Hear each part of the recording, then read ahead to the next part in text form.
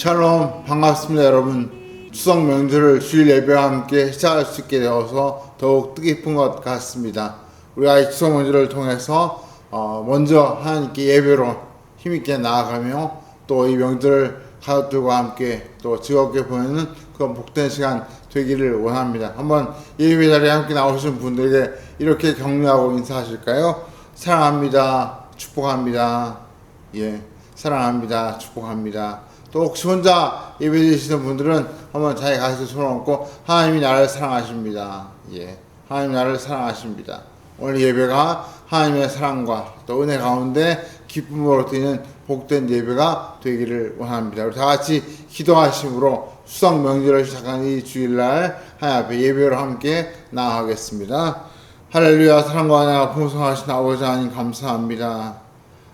민족의 대명절 추석을 또 예배로 시작할 수 있도록 저희들을 붙들어 주시고 또 예배에 나와 하나님을 찬양하며 예배할 수 있도록 저희 한 사람 한 사람을 불러주신 것 감사합니다. 이 예배를 통하여 먼저 하나님께 감사와 영광을 돌리게 하시고 또 명절을 맞아 가족과 함께 이 힘들고 어려운 이 상황 속에서도 서로를 격려하고 위로하는 복된 시간이 이루어지게 하여 주시옵소서. 하나님 간절히 간구합니다. 코로나로 인하여 참 모든 가족들이 한자리에 모이지는 못하지만 저희가 서로 사랑과 안부를 묻고 또 무엇보다 마음으로 더욱더 서로를 귀하게 여기며 기도로 중보할 수 있는 복된 성도가 되게 하여 주옵시고 하루속히 어려운 상황들이 물러가고 저희가 마음껏 만나고 또 마음껏 예배 드릴 수 있는 복된 날이 올 수 있도록 하나님 축복하여 주시옵소서. 이 예배를 온전히 하나님께 올리며 살아계신 우리 구주 예수 그리스도의 이름으로 간절히 기도하옵나이다. 아멘. 우리를 사랑하시는 하나님께 사오신 경으로 신앙을 함께 고백하겠습니다. 전능하사 천지를 만드신 하나님 아버지를 내가 믿사오며 그 외아들 우리 주 예수 그리스도를 믿사오니 이는 성령으로 잉태하사 동정녀 마리아에게 나시고 본디오 빌라도에게 고난을 받으사 십자가에 못 박혀 죽으시고 장사한 지 사흘 만에 죽은 자 가운데 살아나시며 하늘에 오르사 전능하신 하나님 우편에 앉아 계시다가 저희로서 산 자와 죽은 자를 심판하러 오시리라. 성령을 믿사오며 거룩한 공회와 성도와 서로 교통하는 것과 죄를 사하여 주시는 것과 몸에 사는 것과 영원히 사는 것을 믿사옵나이다. 아멘. 우리가 이 명절의 즐거움을 찬양을 통해서 하나님께 올려드리고 또 이 힘있는 찬송이 우리 모두를 더욱더 큰 기쁨과 행복으로 이끌어줄 줄 믿습니다. 이 시간 원경에서 나와서 찬양 되실 때 우리 함께 힘있게 하나님께 찬양으로 영광 돌리기를 원합니다.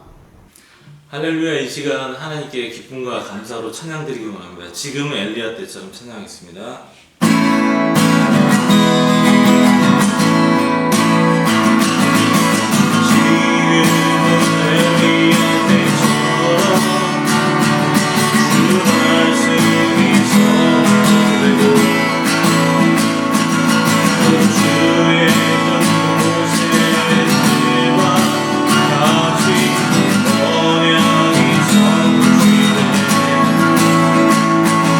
그 전쟁과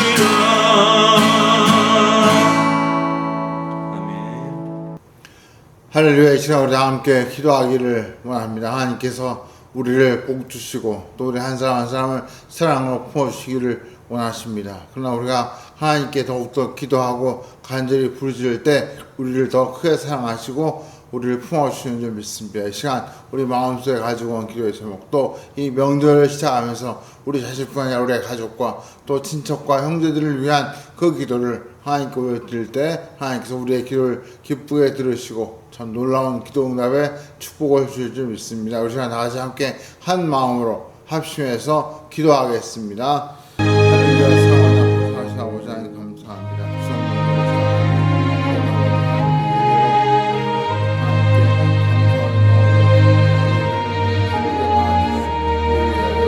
하나님을 바라보는 한심령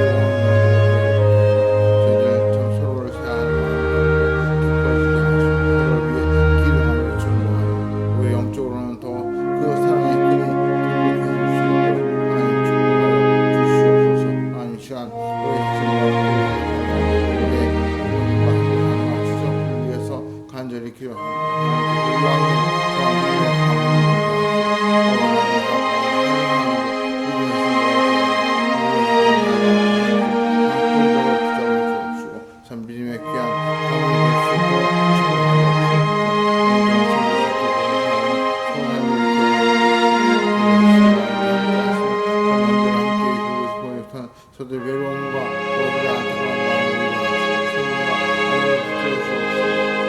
수고와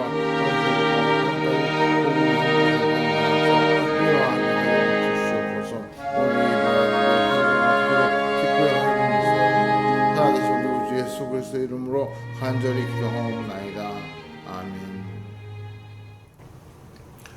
우리가 복된 명절 추석을 맞이해서 참 우리가 다 함께 모여서 한 자리에서 참 잔치처럼 그렇게 명절을 보내면 너무나 좋을 텐데 이렇게 코로나로 인해서 만나지 못하고 또 모여도 소수만 모여서 이렇게 작은 만남을 가질 수밖에 없는 이 안타까운 현실을 참 우리가 하나님께 기도를 올려드리고 하나님께 속히 이런 안타까움을 해결해 주시고 이 질병을 물리쳐 주시기를 기도하는 우리 모든 성도님들 되시기를 바랍니다. 혹 직접 만날 수 없을지라도 우리가 이 명절을 통해서 부모님과 형제들과 또 친척들에게 또 인사를 나누고 또 기도로 서로를 위해서 참 중보하며 함께 믿음 가운데 서가는 복된 명절이 되시기를 바랍니다. 오늘 우리 계신 말씀 함께 보겠습니다. 구약성경 신명기 8장 1절부터 마지막 20절 말씀. 오늘 본문이 좀 많이 깁니다. 그래서 우리가 이 말씀을 읽으면서 또 그 속에 담긴 하나님의 음성을 듣고 또 우리의 귀한 교훈을 받는 그런 시간 되기를 바라면서 구약성경 신명기 8장 1절부터 20절 구약 274면 이 시간 성경을 보시거나 혹은 자막을 보시면서 우리 천천히 이 말씀 다 함께 한 목소리로 봉독하겠습니다. 시작. 내가 오늘 명하는 모든 명령을 너희는 지켜 행하라. 그리하면 너희가 살고 번성하고 여호와께서 너희의 성들에게 맹세하신 땅에 들어가서 그것을 차지하리라. 내 한 여호와께서 이 40년 동안에 내게 광야길을 걷게 하신 것을 기억하라. 이는 너를 낮추시며 너를 시험하사 내 마음이 어떠한지 그 명령을 지키는지 지키지 않는지 알려 하심이라. 너를 낮추시며 너를 줄이게 하시며 또 너도 알지 못하면 내 성들도 알지 못하는 만나를 내게 먹이신 것은 사람이 떡으로만 사는 것이 아니요 여호와의 입에서 나오는 모든 말씀으로 사는 줄을 내가 알게 하려 하심이니라.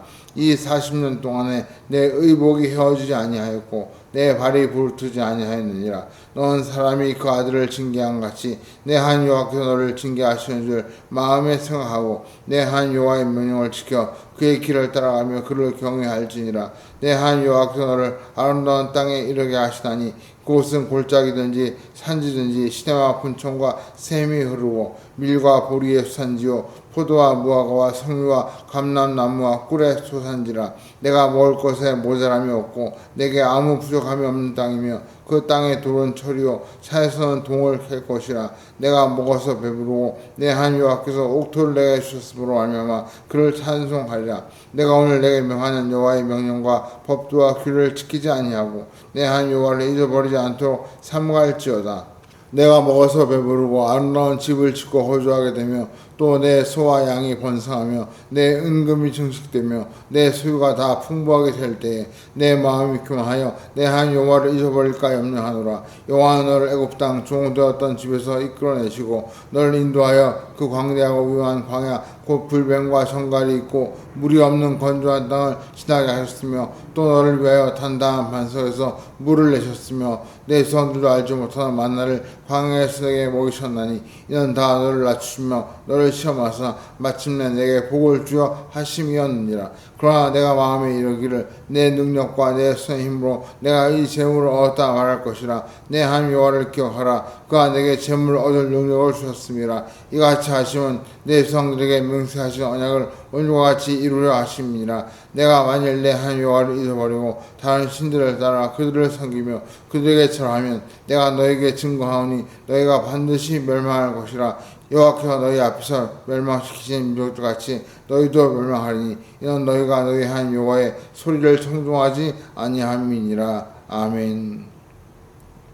지난 월요일에 저희 큰아이와 이야기를 나누다가 그런 말을 들었습니다. 아빠, 다음 주일은 청년부 예배가 따로 없고 어른 예배 함께 드린대. 그런 얘기를 하는 것입니다.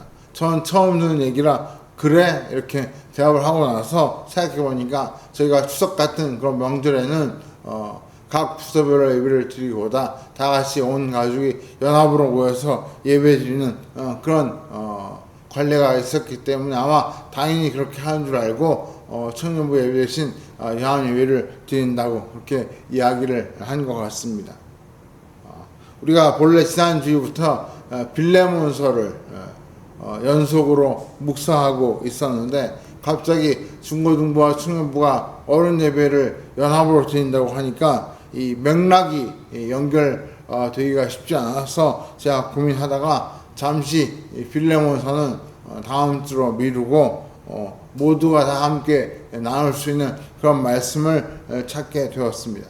그러다 보니까 시간이 좀 부족해지고 촉박해서 제가 부득이 원래는 추수감사절에 드리려고 했던 그 말씀 본문을 찾아서 제가 미리 땡겨와서 그 말씀을 전하게 되었습니다. 네. 아껴두었던 꽃감 같은 말씀을 빼먹는 것 같은 그런 생각이 좀 들긴 하지만 우리가 이 추석 명절을 맞이해서 다시 한번 이 감사에 대해 생각하는 그런 시간 되기를 원합니다. 요즘 나이 든 분들이 제일 듣기 싫어하는 말 중 하나가 바로 꼰대라는 말인 것 같습니다. 제가 학창시절에는 주로 앞뒤가 꽉 막힌 학교 선생님을 부를 때 꼰대 이렇게 불렀던 것 같습니다. 그런데 요즘 신세대 MZ세대는 학교 선생님뿐 아니라 아예 사회 전체에서 뭔가 꽉 막힌 기성세를 부를 때 꼰대 이렇게 부르고 있는 것 같습니다. 제가 인터넷을 찾아보니까 꼰대 지수 알아보기 뭐 이런 프로그램들이 많이 있더라고요. 그래서 제가 그 중에서 나의 꼰대 지수 알아보기 이런 사이트가 보여서 한번 들어와서 나는 과연 꼰대 지수가 얼마나 궁금해서 한번 자가 테스트를 해 보았습니다. 여러분도 한번 제가 했던 그 테스트를 같이 한번 해보시면서 나는 과연 꼰대인가 아닌가 한번 확인하시면 좋겠습니다. 제가 지금부터 질문을 드릴 텐데 그 질문에 OX를 표시하시고 그리고 O가 몇 개인지 한번 세 보시면 좋겠습니다. 자, 제가 한번 질문을 드릴 때 여러분들 마음속으로 OX를 한번 세 보시기 바랍니다. 1번, 내가 예전에 뭐뭐 했을 땐 이라는 말을 나는 자주 한다.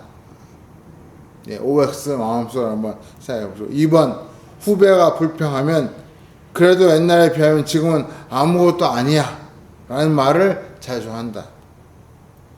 3번, 요즘 젊은 사람들은 말이야 이런 표현을 종종 한다. 4번, 젊은 직원이나 후배에게도 배울 점이 있다는 것은 동의하지만 막상 뭘 배워본 적은 없다. 5번 후배를 만나면 자신의 경험담을 지속적으로 반복해서 이야기해 준다. 여러분 마음속으로 지금 OX를 잘 표시하고 계시죠? 6번 일단 묻지 말고 내가 시키는 대로 해. 이런 말을 자주 사용한다. 7번 내 의견에 후배가 반대하거나 토를 하면 솔직히 기분이 나쁘다. 8번 사람을 만나면 나이부터 확인하고 나보다 어리면 반말을 하는 게 편하다. 9번 상대방에게 솔직하게 말해봐 라고 말하지만 막상 상대가 솔직하게 말하면 기분이 상한다. 마지막 10번입니다.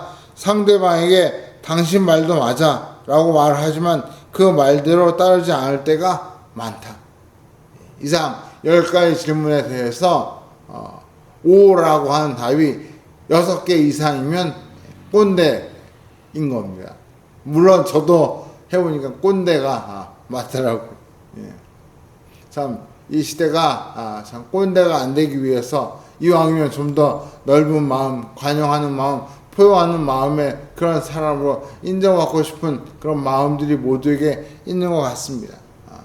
하지만 저부터도 참 이 꼰대의 모습을 많이 가지고 있구나. 그런 제 모습을 발견하게 되었습니다. 저는 지금 이 질문을 통해서 내가 꼰대냐 아니냐 하는 것을 지금 따지려고 하는 것이 아니고요. 이 질문을 보다 보니까 꼰대의 가장 큰 특징을 하나 발견하게 되었습니다. 꼰대의 가장 큰 특징. 그것이 뭔가 보았더니 그것은 바로 과거와 현재를 자꾸 비교하더라는 것입니다. 꼰대의 사실 가장 큰 특징은 과거와 현재를 자꾸 비교하면서 현재에 대해 불평하거나 불만하는 그런 모습이 있으면 과거에는 그것보다 훨씬 더 힘들고 훨씬 더 심했다고 말하면서 현재의 불평과 불만을 자꾸 덮으려고 하는 그런 모습이 바로 꼰대에게서 나타나는 특징이라는 것이죠. 분명한 사실은 현 세대가 어쨌든 과거 세대보다는 풍요로운 삶을 살고 있는 건 맞습니다. 그러나 풍요롭다고 해서 반드시 행복하고 감사한 마음으로만 사는 것은 아닌 것 같습니다. 저만 놓고 봐도 비록 과거에 참 강하고 힘든 일도 많이 있었지만 그 가운데서 행복했던 기억들이 많이 있었습니다. 우리는 그것을 추억이라고 부르죠. 그런데 풍요롭다고 해서 반드시 좋은 추억이 많이 쌓이는 것도 아니고 또 강하다고 해서 안 좋은 추억만 가득한 것도 아닌 것 같습니다. 개개인이 주어진 상황 속에서 어떤 마음, 어떤 자세로 사느냐에 따라 좋은 추억이 많아질 수도 있고 또 안 좋은 추억이 쌓일 수도 있다 하는 것을 우리가 다 알 수 있는 것이죠. 그런데 보니까 사람들이 고마운 것, 감사한 것에 대해서 너무 쉽게 익숙해지는 그런 현상이 있습니다. 왜 우리가 이렇게 좋은 추억보다 안 좋은 추억이 마음속에 많이 생기나 보았더니 이 사람들이 고마운 것, 감사한 것을 자꾸 잊어버리기 때문에 안 좋은 추억만 더 기억에 오래 남는 것 같습니다. 그래서 사람들이 이 감사한 것, 고마운 것에 대해서 자꾸 익숙해지니까 그렇게 익숙해지는 순간 그것을 당연한 것으로 여기게 되고 또 그렇게 당연하다고 여기는 순간 감사가 사라지게 되는 것이죠. 그리고 무엇보다 감사가 사라지면 그 자리를 무엇이 대신하는가? 바로 불평과 불만이 그 감사가 있던 자리를 대신하는 모습을 발견하게 됩니다. 참 너무나 이상한 공식이라는 생각이 듭니다. 다시 한 번 말씀드리면 감사가 많아지면 익숙해지면 당연하게 여기고 또 당연하게 여기면 감사가 사라지고 감사가 사라지면 불평과 불만이 대신한다. 참 너무 이상한 공식인 것 같습니다. 그런데 이것이 안타깝지만 현실적인 모습인 것 같죠. 저만 놓고 봐도 그런 면을 볼 수 있습니다. 제가 그것도 예를 하나 말씀드리겠습니다. 제가 2003년도에 제약교회 부목사로 부임하게 되어서 목동, 좀 정확히는 신정 5동 쪽에 집을 얻어 이사를 하게 되었습니다. 뭐 그 당시에도 집값이 워낙 비쌌기 때문에 제가 얻은 집은 10평, 10평 남짓한 5대 1층이었습니다. 그런데 햇빛도 거의 들지 않고 나중에 보니까 안방 한쪽 벽이 곰팡이로 가득 차 있어서 그야말로 어린 아이의, 제가 그때 큰애를 키우고 있었는데 큰애의 건강이 염려가 될 만큼 참 집이 형편이 안 좋았습니다. 그래서 그때부터 하나님께 하나님 이왕이면 좀 좋은 환경으로 이사할 수 있도록 해주시기 바랍니다 기도를 했는데, 마침 교회에서 사택을 제공하지 못한 대신 월세를 대신 주겠다고 그렇게 말씀하시는 바람에 그 월세를 믿고 집을 구하게 되었습니다. 여기저기 돌아보고 있는데 아니 다를까 이 목동에는 구할 집이 없더라고요. 그래서 어느 날 부천까지 가서 집을 알아보다가 오후 늦게 집으로 돌아오는 길에 이 서부트럭 터미널 앞을 지나오게 되었는데, 그때 그만 길을 잘못 들어서 너무 일찍 좌회전을 한 바람에, 원래는 한석교회 앞쪽으로 좌회전을 해야 되는데 너무 일찍 해가지고 지금 우리 교회가 있는 이쪽으로 들어오게 되었습니다. 그때 이 바로 교회가 있는 쪽으로 왔을 때 보니까 막 지은, 이제 새로 지은 중고한 아파트가 있는 걸 보게 되었습니다. 그냥 구경이나 한번 해보자 그런 마음으로 주변에 있는 부동산을 찾아가서 한번 집 구경을 했습니다. 새로 막 지은, 막 준공한 아파트이기 때문에 얼마나 깨끗하고 좋은지 이 집을 보고 가는 순간 참 머릿속에서 이 아파트가 떠나지 않고 그래서 자꾸 생각이 나게 되었습니다. 마침 제가 담당하고 있는 그 교구에 부동산 중개업을 하시는 집사님이 계셔서 좀 집을 알아봐 달라고 부탁하면서 제가 이 아파트를 방문했던 그 이야기를 웃으면서 그냥 말씀도 한번 드렸습니다. 그 며칠 뒤에 그 집사님으로부터 연락이 왔습니다. 교회에서 준 월세에 맞는 집을 찾았다는 것입니다. 너무 감사해서 그 집이 어디냐고 물었더니 놀랍게도 바로 제가 그저 머릿속으로만 생각했던 그저 불가능해 보였던 이 새로 지은 아파트, 이 아파트에 그 월세로 입주하시는 집이 있다는 이야기를 해주시고, 정말 와서 보니까 그런 집이 있더라고요. 그래서 그냥 일사천리로 계약을 하고 마침내 12월 말에 이 새로 지은, 정말 제 생애 처음으로 새로 지은, 그것도 10평 남짓한 5대에 살다가 30평이 넘는 큰 아파트, 새 아파트에 이사를 하게 되었습니다. 너무 감격스럽고 너무 놀라운 일을 경험하게 된 것이죠. 그때 저희 큰애가 한 4-5살쯤 됐었는데 이 새 집에 이사하면서 그 집 안을 돌아다니면서 아빠 운동장 같아 그러면서 땀을 뻘뻘 흘리던 모습이 지금도 생생합니다. 참 얼마나 감격스러웠던지. 햇빛도 잘 들고 또 창밖으로 정원이 보이고 참 그야말로 저희가 기대할 수 있는 것 그 이상의 놀라운 집을 하나님께서 허락해 주셨습니다. 그런데 이렇게 좋은 집에 한 8년 정도 살다 보니까 처음 입주할 때 가졌던 그 감사한 마음, 그 감격스러운 마음이 식어지는 것을 경험하게 되었습니다. 그리고 어느 순간 당연히 그냥 원래 당연히 이런 데 살아야지 그런 마음이 들었던 것이죠. 그러다가 제가 교회를 사임하고 또 개척교회를 시작하면서 저희 가정 형편이 크게 어려워지게 되었고, 부득이 이 평수가 넓은 집에 살 수가 없어서 작은 평수의 아파트로 이사를 하게 되었습니다. 그때서야 비로소 그전에 살던 이 집이 얼마나 감사하고 좋은 집이었는지 다시 한번 깨닫게 되고, 그런 좋은 집에 8년 동안 살게 해주신 하나님의 은혜를 다시 한번 깊이 감사하는 마음을 갖게 되었습니다. 그리고 한편으로 회개하는 마음을 가지면서 감사의 마음을 잊지 않도록 해달라는 그런 기도를 하게 되었습니다. 저부터도 처음에는 감사하고 감격했지만 익숙해지는 순간 당연한 것으로 여기게 되고 그 당연한 것이 시간이 흐르니까 불평과 불만이 생겨나는 그런 경험을 했습니다. 그래서 성경에 보시면 하나님께서 이스라엘 백성의 귀에 딱지가 않도록 강조하신 말씀 가운데 하나가 뭐냐 하면 너희 조상이 출애굽하여 광야에서 40년을 지내며 보낸 시간 그리고 가나안 땅에 들어갔을 때를 잊지 말고 기억해라. 하나님께서 성경에서 자주 강조하신 말씀이 바로 출애굽과 광야 생활과 그리고 가나안 땅에 들어갔을 때 그 감격스러운 기억을 잊지 말라고 그렇게 누누이 강조하시는 말씀을 구약 성경에서 자주 찾아보게 됩니다.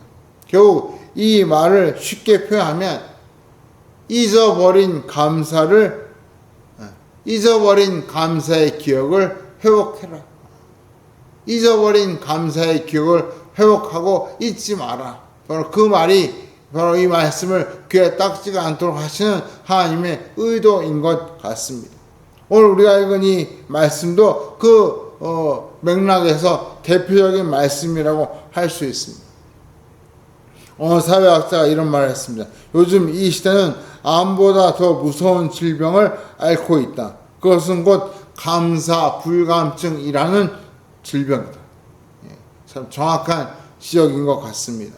오늘 이 시대가 불행한 이유는 정말 불행한 일이 많아서 불행한 것이 아니라 감사가 없기 때문에 감사 불감증에 빠져 있기 때문에 불행하게 느끼는 것이 아닌가 그런 생각을 해보게 됩니다.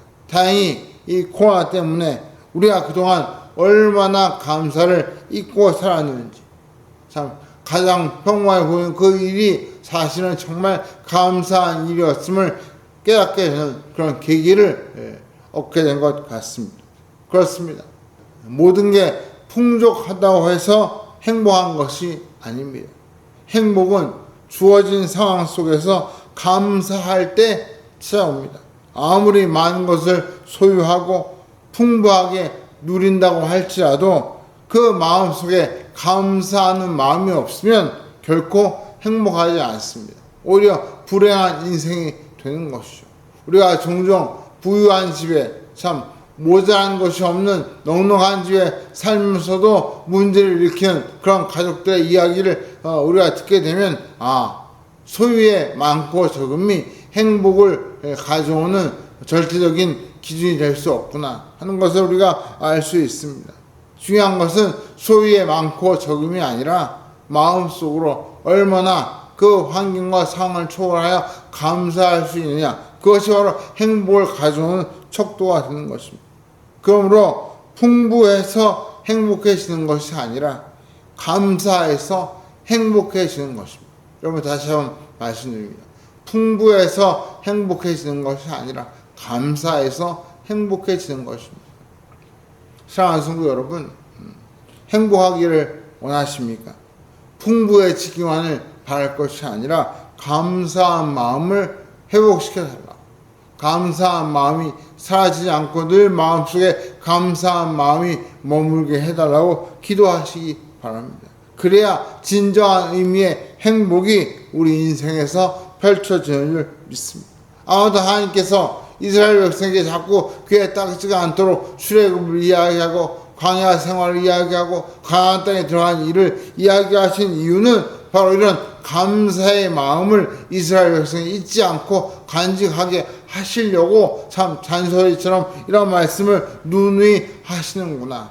우리가 그 사실을 알 수 있습니다.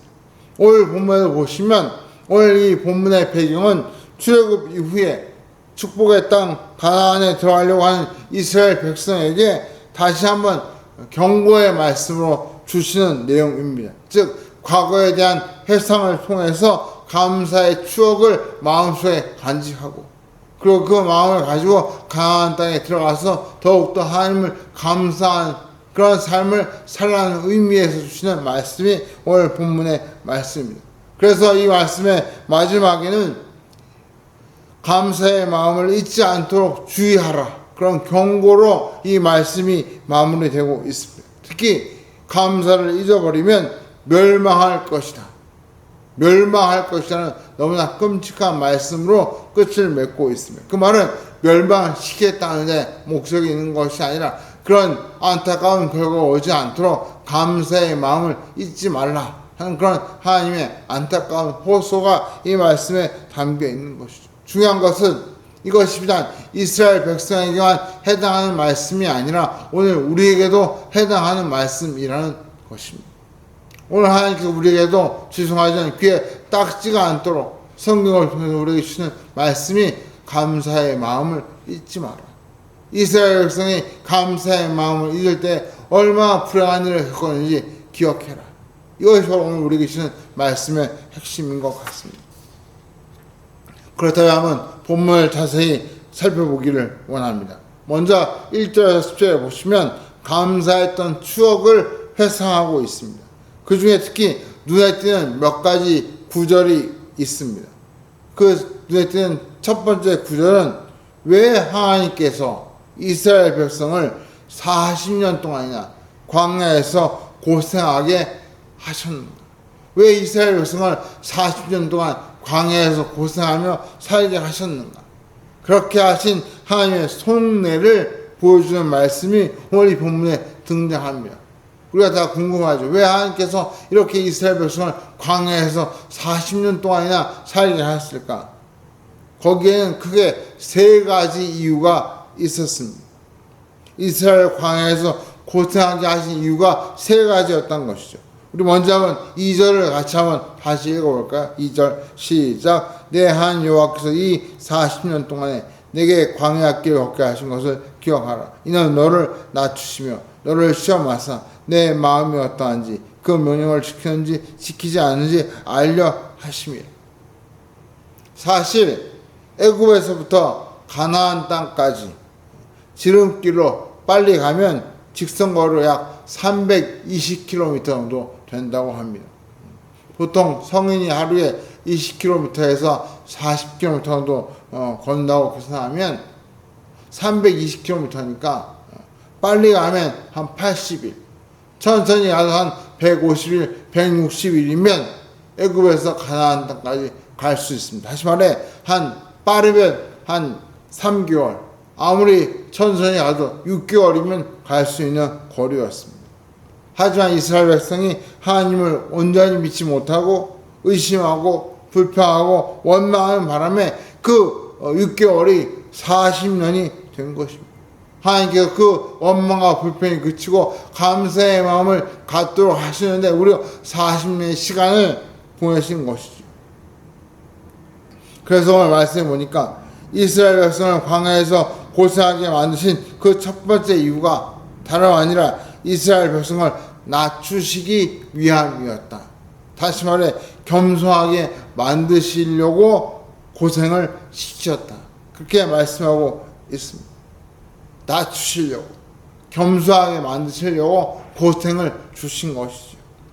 혹시 이 말씀을 들으시는 분 중에 지금 고생하고 계신 분이 계신다면 죄송하지만 혹시 내가 지금 고생한 이유가 하나님이 나를 겸손하게 만드시려고 이런 고생을 주신 것은 아닌가? 한번 스스로를 점검해 보시면 좋겠습니다. 이스라엘 백성을 이렇게 40년 동안 광야에서 고생하게 하신 가장 그 첫 번째 이유는 이스라엘 백성을 겸손하게 만드시기 위한 것이었습니다. 두 번째 이유는 하나님의 명령을 잘 지키는지 안 지키는지, 즉 그들의 순종을 테스트해 보기 위해서 그렇게 고생을 시켰다는 것이죠.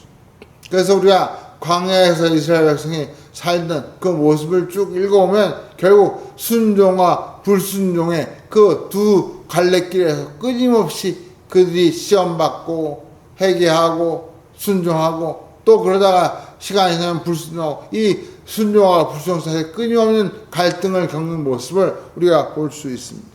마지막 세 번째 이유가 무엇입니까? 3절 한번 같이 읽어볼까요? 시작. 너를 낮추시며 너를 줄이게 하시며 또 너도 알지 못하는 내 조상들도 알지 못하는 만나를 내게 먹이신 것은 사람이 떡으로만 사는 것이 아니요 여호와 입에서 나오는 모든 말씀으로 사는 줄을 내가 알게 하려 하심이라.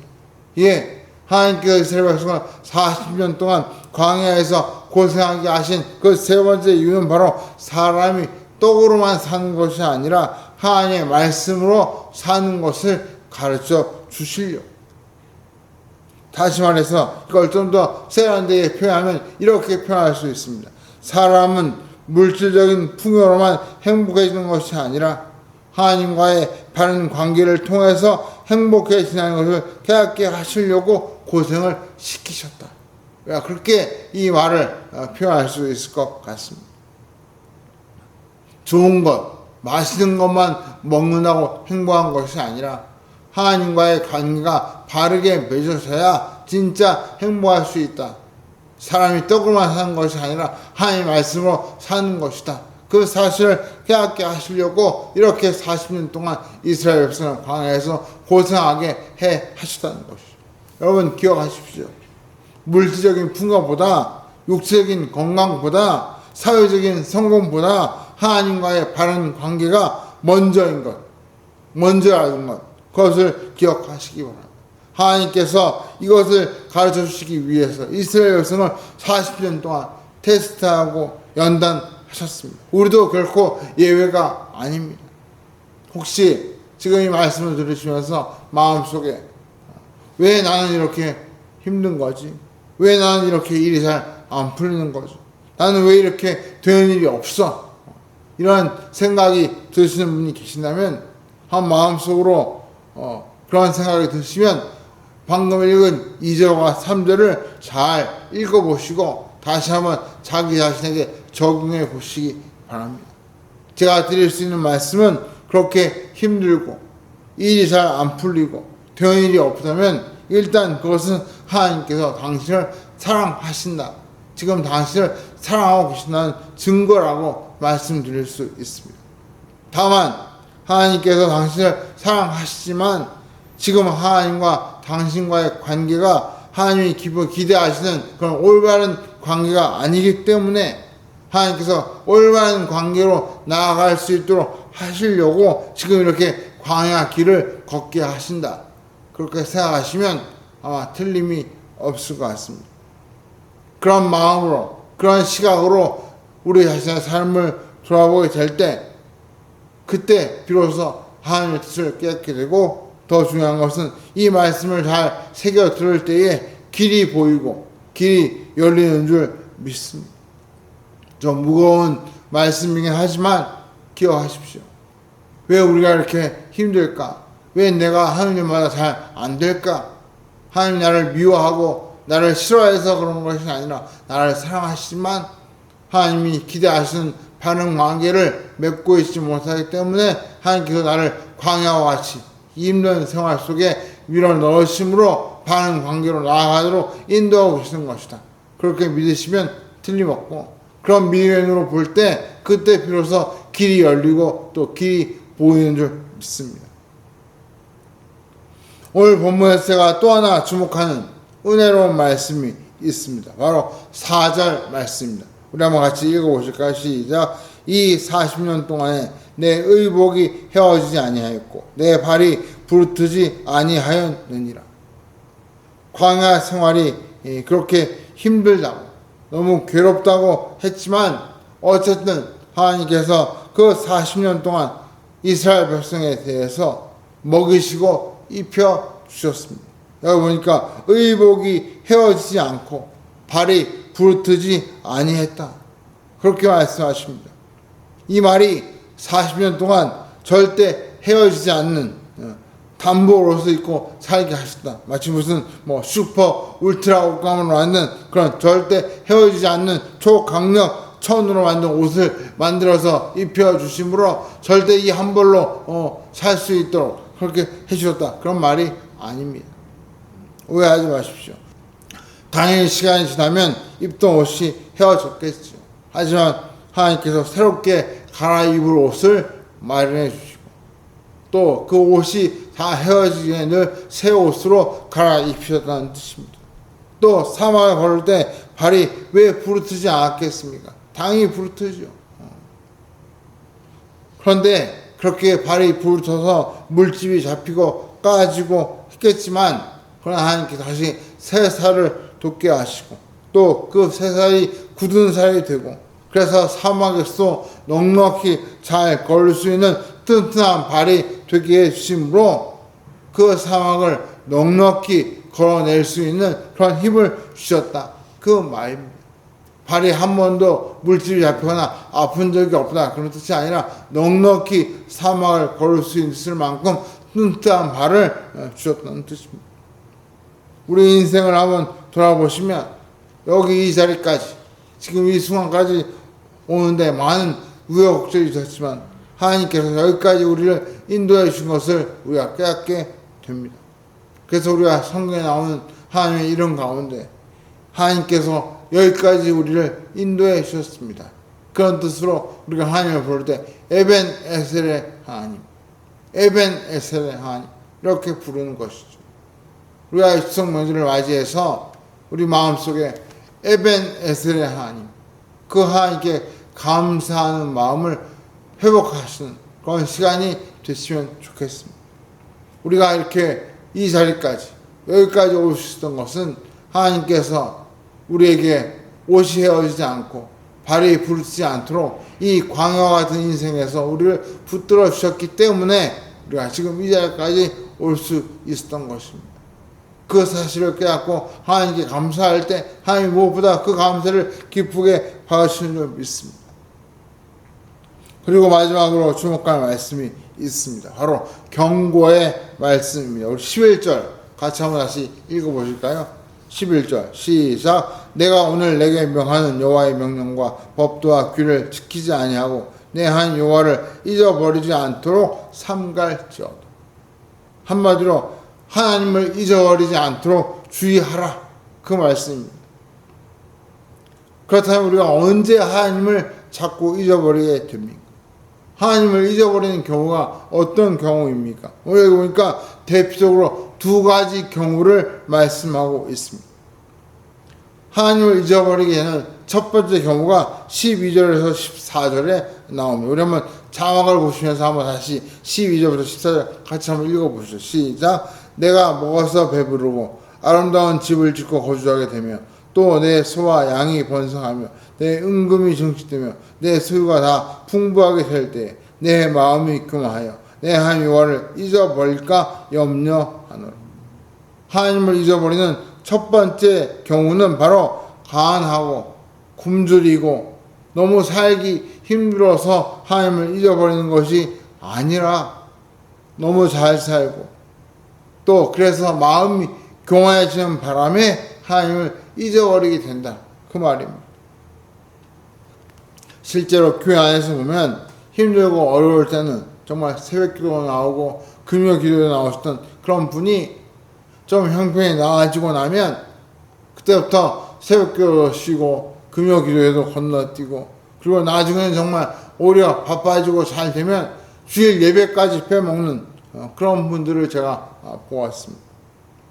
그런 경우에 일이 잘 풀리고 여유로워지는 것이 물질적으로는 축복일지 모르지만 영적으로는 축복이 아니라 화가 될 수 있음을 깨닫게 됩니다. 오히려 하나님께서 멀어지는 것이죠. 그것을 하나님은 교만이라고 말씀하십니다. 뭐 남들 앞에서 거만을 떨고 말하는 게 무슨 자기를 과시한 그런 말을 한다고 해서 그것이 꼭 교만이 아니라 하나님을 잊어버리는 것. 하나님 없이 나 혼자 잘 살 수 있다, 그렇게 여기는 것이 바로 하나님 보시기에 교만이라는 것입니다.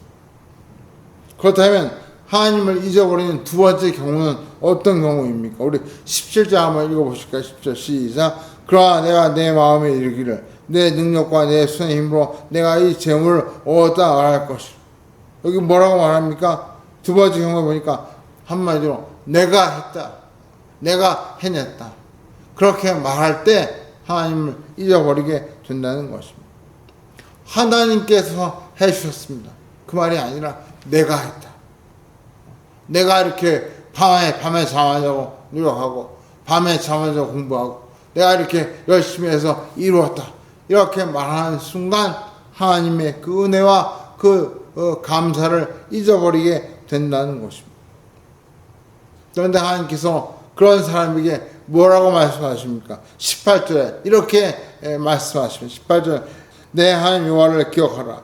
그가 내게 재물 얻을 능력을 주셨습니다. 재물 얻을 능력은 내가 만들어낸 것이 아니라 하나님이 주셨다는 것입니다. 하나님께서 재물 얻을 능력을 주셨다는 것입니다. 쉬운 말로 부자 된 것이 내가 열심히 하고 내가 밤에 잠 안 자고 노력해서 된 것이 아니라 사실은 하나님께서 부자가 되게 해 주셨다는 것이죠. 혹시 여기 이 말씀을 들으시는 분 중에 부자가 되기를 원하시는 분이 계십니까? 기도하십시오. 하나님께 재물을 얻을 능력을 달라고 기도하시기 바랍니다.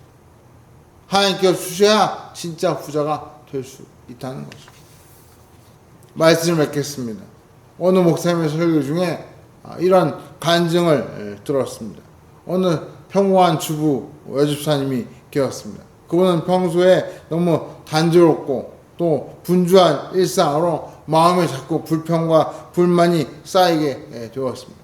교회 가서 예배를 드려도 기쁨이 없고 심지어 어느 순간부터 예배 시간에 자꾸 잠을 자고 졸다가 예배를 드리고 오는 그런 날들이 생겼습니다. 그러다 어느 날 잠에서 깼는데 허리가 끊어질 듯 아프고 움직일 수가 없게 되었습니다. 조금만 움직여도 통증이 오고 화장실을 가려고 하는데 화장실을 갈 수 없는 그런 상태가 되었습니다. 결국 119를 불러서 응급실로 가게 되었고 대소변을 받아내는 그런 신세가 되었습니다. 각종 검사를 받으면서 두려운 생각이 그 여집사님의 머릿속에 밀려왔습니다. 이대로 죽는 게 아닐까? 혹시 아니면 평생 이렇게 꼼짝도 못하고 사는 거 아닌가? 막 이런 걱정이 밀려왔습니다. 그리고 점점 마음이 급해졌습니다. 그리고 하나님께 기도하기 시작했습니다. 하나님 제발 걷게만 좀 해주십시오. 아니 하나님 아이들에게 밥해 줄 수 있게만 좀 해주십시오. 아니 하나님 일상생활만이라도 할 수 있도록 저를 좀 회복시켜 주십시오. 더는 말하지 않겠습니다. 이런 기도를 그 집사님이 하게 되었다는 것입니다. 다행히 그분은 한 달 만에 정상을 회복하고 퇴원하게 되었습니다. 그분의 병명은 급성 요추부 염좌. 굉장히 낯선 병명인데요. 급성 요추부 염좌라는 질병이었고 한 달 만에 그 병이 나아서 참 감격스러운 마음으로 퇴원하게 되었습니다. 그리고 그분이 그 퇴원하고 나서 이렇게 기도했다고 합니다. 하나님 걷게 해주셔서 감사합니다. 걷는 게 이렇게 좋은 줄 처음 알았습니다. 하나님 숨 쉴 수 있게 해주셔서 감사합니다. 숨 쉬는 게 이렇게 좋은 일인 줄 처음 알았습니다. 네, 아마 정말 그분이 이렇게 감사했을 것 같습니다. 문제는 바로 생각이었던 것이죠. 생각이 바뀌니까 너무나 평범해서 감사하지 못했던 그 일들이 아니 심지어 불만족스러웠던 그 일들이 생각이 바뀌니까 감사가 되고 기쁨이 되고 그리고 그 일상이 너무나 큰 은혜였음을 깨닫게 된 것입니다. 사랑하는 성도 여러분, 하나님 우리가 잊지 않고 감사의 마음을 가지고 살기를 원하시고 기대하십니다. 우리가 이 추석 명절을 맞이해서 정말 행복하고 즐거운 명절 그리고 이 추석을 통해서 우리가 마음속에 가지고 있어야 할 한 가지 중요한 기억이 있고 다짐이 있다면 바로 이것입니다. 모든 축복은 하나님으로부터 온다. 모든 축복은 하나님으로부터 온다. 하나님께 대한 감사를 잊지 말자. 감사를 잊지 말자. 우리가 이 명절을 시작하면서 다른 건 다 잊어버리셔도 하나님에 대한 감사를 잊지 않고 기억하시고 우리의 가장 평범한 그 일상까지도 하나님의 은혜임을 기억하시고 감사할 때 하나님께서 그런 우리의 모습을 기쁘게 여기실 줄 믿습니다. 이번 명절을 보내시면서 매 순간 마음속으로 하나님 감사합니다. 하나님 감사합니다. 이렇게 마음속으로 외치며 하나님께 감사를 표현할 때 하나님께서 여러분을 크게 기뻐하시고 또 여러분을 더욱더 넘치는 축복으로 채워주실 줄 믿습니다. 그런 복된 명절이 되시기를 주의 이름으로 간절히 축원합니다. 우리 한번 같이 기도하겠습니다. 하나님 감사합니다. 감사를 회복하게 하여 주옵소서. 우리 이런 마음 가지고 함께 한번 통성으로 기도하겠습니다. 할렐루야.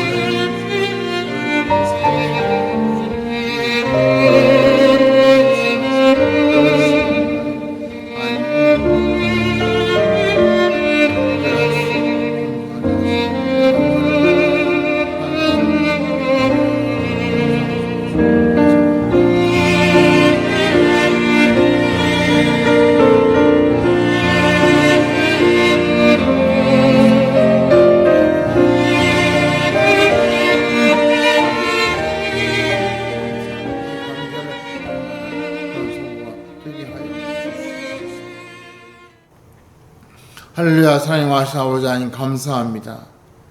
감사가 식어진 이 감사 불감증의 시대에 우리 성도들이 다시 한번 감사를 회복하고 넉넉해지고 부유해지고 상황이 좋아져야 감사하는 것이 아니라 정말 어떤 상황에서도 참으로 하나님께 감사할 때 진정한 행복이 오는 것임을 깨닫고 감사의 마음을 잊지 않고 작은 일에서부터 큰 일에까지 하나님 감사합니다. 하나님 감사합니다. 늘 감사의 마음으로 살 수 있는 우리 모두가 되게 하여 주옵소서. 이 수석 명절을 맞이해서 다시 한번 마음속에 하나님을 향한 깊은 감사를 회복할 수 있도록 도와주시고 이렇게 감사가 회복될 때 우리 마음속에 놀라운 은혜와 축복이 임하며 행복이 밀려올 수 있도록 하나님 복의 복을 더하여 주시옵소서.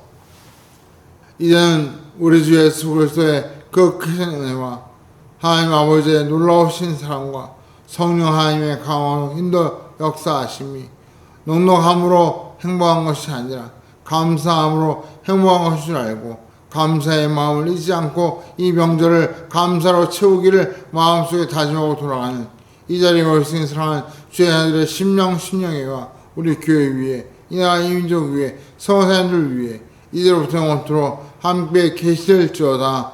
아멘. 할렐루야. 예배를 하셨습니다. 우리가 이 명절을 참 행복하고 즐겁게 보내시기를 바라고 매 순간 하나님 감사합니다. 그런 마음을 잊지 않고 감사할 때 하나님께서 더 큰 축복을 주실 줄 믿습니다. 우리에게 이런 행복과 또 감사의 마음을 주신 하나님께 영광과 박수를 드리고 예배를 마치겠습니다.